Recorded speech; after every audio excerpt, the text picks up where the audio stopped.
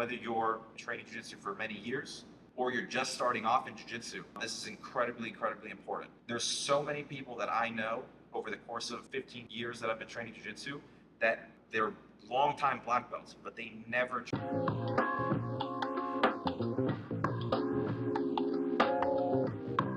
we're going to talk about defense, in particular layers of evolving your defensive game. I'm a big advocate. That's something I talk to my students a lot, and I believe this for myself and just for anybody that's getting into jiu-jitsu, that you should focus throughout the entirety of your jiu-jitsu career. You should be practicing and training your defensive skills. That's why when I train and when I teach classes, every single day we start in bad positions. You start in a fully mounted position on your training partner's back, and this gives you a chance to train not only your offense from those positions, but it gives you a chance to train your defense every single day. And you want to develop a very strong and rock solid defense to where you feel that no matter who you go against, that's your own size, your own skill level, that you'll be able to, in almost every case, get out with ease. You never start like that, okay? Especially when you're just starting jiu-jitsu, when you're within your first year or two of jiu-jitsu, it's pretty overwhelming and exhausting, both mentally and physically, to be training every single day, having somebody mounted on top of you, having somebody in side control on top of you, having somebody on your back trying to strangle you. And so you have to develop goals to developing skills. How do I know I'm improving in this area? You can't just go from 0 to 100 and expect that, even though you may have learned a great majority of the moves and a great majority of the escapes, you're going to have to spend time in those positions to be sharpening those skills. And escapes in particular, both submission escapes and positional escapes. Right now we're talking primarily about positional escapes, but there's a lot of concept and there's a lot of very particular scenarios that's very hard to say. These are going to be the predictable reactions that you get every single time. It's not like, you're on somebody's back or you're in a guard passing scenario or whatever the case is, where you can put yourselves in positions to say, okay, these are the 3 or 4 most predictable reactions that I can get. And that way you can go in and develop a system around that. There are certainly many predictable reactions and scenarios that happen in pin escape type positions, but there's also a ton of different variables. You have to really just narrow it down and simplify it to basic principles. When you're looking to develop and see, are my skills improving? Good way for you to start is by thinking, okay, who am I training, competing against? Okay, who's my adversary? What size are they? What skill level are they, or experience level? A good way for you to base your skill set initially is around people more or less your size and experience level. When you're training, as it relates to defense and pin escapes, think about it like this.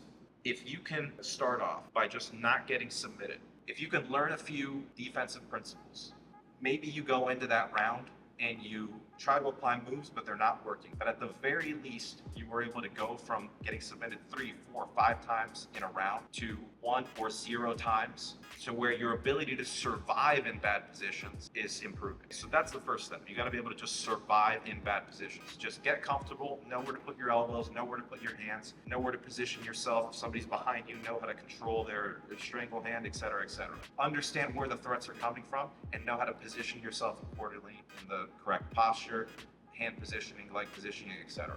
Okay, so that's the first thing. If you're not getting submitted, you're showing improvements in defensive skills. Okay, so whether you're training jiu-jitsu for many years or you're just starting off in jiu-jitsu, this is incredibly important. There's so many people that I know over the course of 15 years that I've been training jiu-jitsu that they're long-time black belts, but they never train bad positions. They never train defense. They just show up to the gym, they know a bunch of moves, and then they go in and just go straight into open round. But if you put those people in bad positions, they're very lost. Most people don't train in bad positions. And so if you are at the very least focusing on that area, you're already a step ahead. Whether you're starting off, okay, if you're starting off, that's the perfect place to start, because that's going to be the hardest thing that you can learn. It's going to carry for the rest of the time that you train. But even if you're purple, blue, brown, black belt, whatever belt you are, it's never a bad idea to be training defensive skills. So if you feel that you're lacking in that area, I would say that's the first thing you can think about. Once you get past survival, thinking about escapes.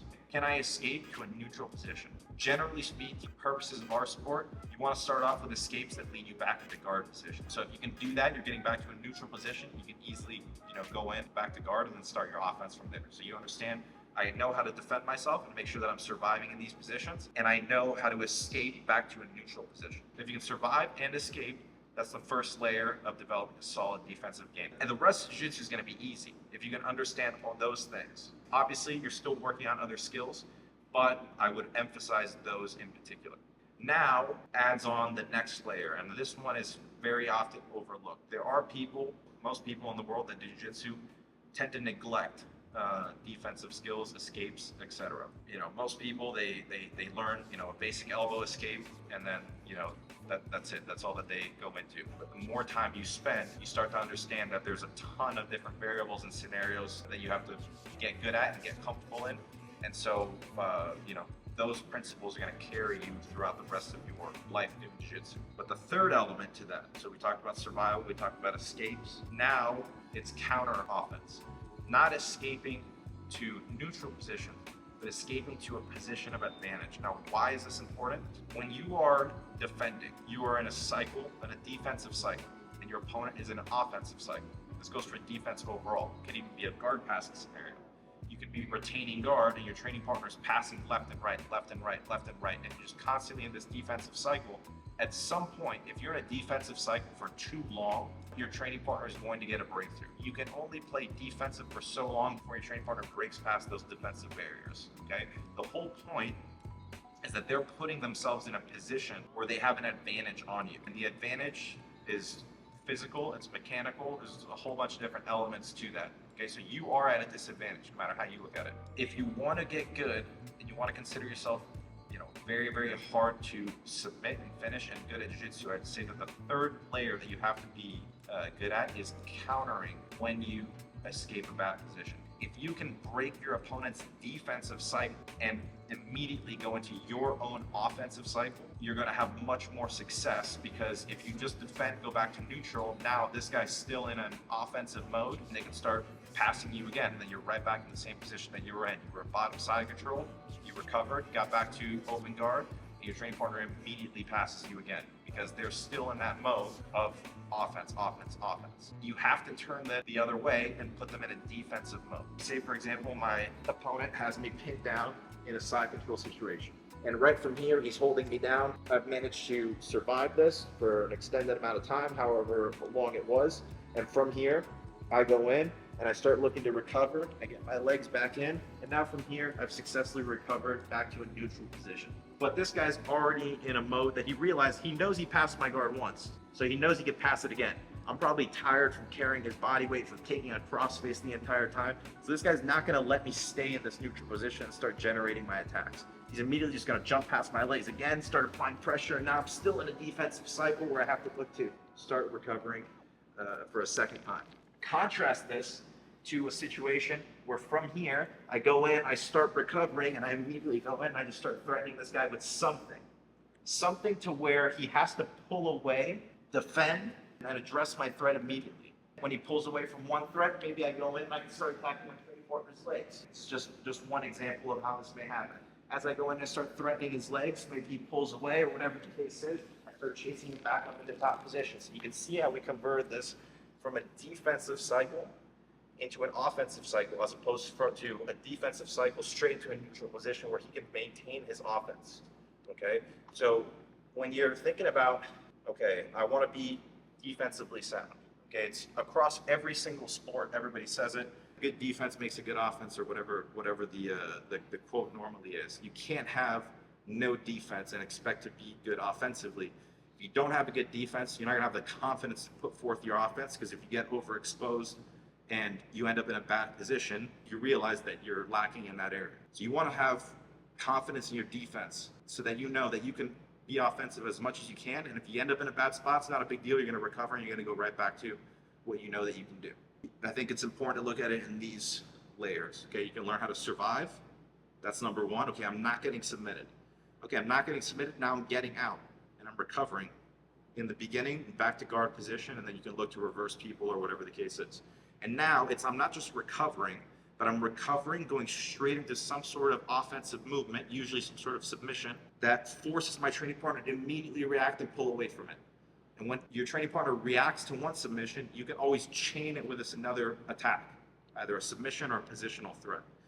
And if you could just keep this in mind, Don't just escape to neutral, escape to advantage. If you can do that, if you can escape into an offensive movement where you have an advantage on your training partner that he has to react to, because if he neglects it, he's going to get finished or he's going to get hurt, then you're going to be ahead of the curve as far as jiu-jitsu as a whole, but in particular, defensive skills. Your training partners are going to be reluctant to go forward and try to pin you down because they feel like the second that you go in and escape, you're immediately threatening them with some sort of a submission.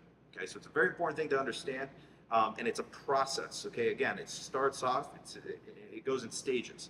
When I was first practicing no-gi full time, and I was learning how to escape leg locks, I had to first just learn how to survive the position. How can I stay inside the pocket for extended amounts of time, 3, 4, 5 minutes against really good people in that position, and just not get submitted. Eventually, that turned into me escaping, and eventually that turned into me countering and then becoming good at the position as a whole.